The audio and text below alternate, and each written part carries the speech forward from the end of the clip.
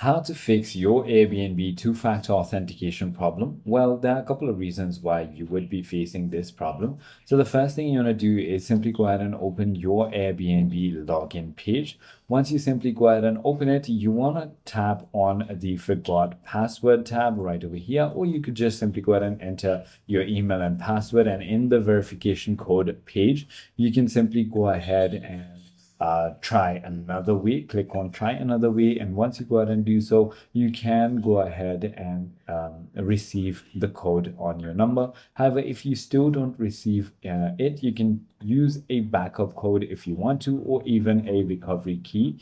If none of it works, you might need to simply go ahead and check your Authenticator app time and even try uninstalling and reinstalling the application. If none of it works, you can simply go ahead and head to help.airbnb.com. I hope this video clarifies everything for you. If you have further more queries, feel free to comment down below, and I'll see you on the next one.